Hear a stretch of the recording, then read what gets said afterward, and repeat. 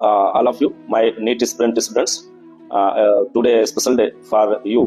तो बस मैं इतना कहना चाहता हूँ कि आप सभी लोग जिस तरह से तैयारी कर रहे हैं बहुत बेहतर है और उसे अच्छी करनी है, क्योंकि मुझे लग रहा है कि अभी कुछ तो ऐसा कमी रह गई है जिससे हमारे मार्क्स बहुत ही कम आ रहे हैं। हमें उसमें मेहनत करना है और उसे आगे तक ले जाना है, क्योंकि आपके पास इस समय ऐसा आपको लग रहा है कि बोर्ड का भी प्रेशर है सर, अब आप बार बार बोल रहे हैं, लेकिन दोनों को मैनेज करना है। और बायोलॉजी को 2 घंटे कम से कम लगातार पढ़ना है।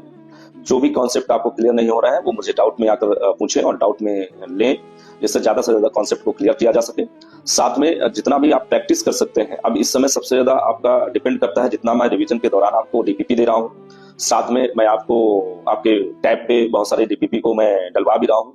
और दूसरी बात है कि जितने भी प्रैक्टिस पेपर मैं अभी देने वाला हूँ उसको ज्यादा से ज्यादा सॉल्व करें।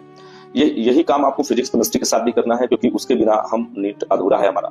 तो नीट को लेकर मैं बेहतर यही कहूंगा कि तीनों को पैरेलली हम इस बात पर ध्यान रखें और अरेंज करें, ऐसा टाइम शेड्यूल को फिट करें जिससे तीनों हमारे कम से कम 2-2 घंटे स्लॉट ऐसा बनाए जिससे अच्छे से अच्छे उस पर वर्क किया जा सके।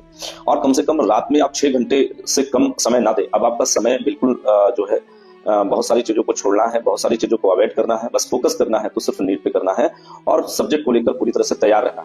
हम फिजिक्स की बात करें, केमिस्ट्री की बात करें, हम बायो की बात करें, बायो को आप सुबह अर्ली मॉर्निंग उठिए, कम से कम कोशिश करें। अगर लेट नाइट आप 1 बजे 12 बजे सोते हैं तो सुबह 5 बजे इस समय 4 महीने के लिए अपना आप नींद पूरी तरह से खत्म कर दें। नींद को लेकर बहुत ज्यादा चिंता ना करें, क्योंकि मैं आपको केमिकल कोऑर्डिनेशन चैप्टर में पढ़ाया भी हूं कि वेकअप साइकिल हम मेंटेन करने के लिए उसी हिसाब से आप कर सकते हैं। लेकिन अभी 4 महीने के लिए आप उसको ब्रेक भी कर सकते हैं कि 4 महीने चलिए ठीक है, लेकिन कोई बात नहीं, हम मेहनत करेंगे और रिजल्ट के बाद, परिणाम के बाद हम खूब सोए, कोई दिक्कत नहीं।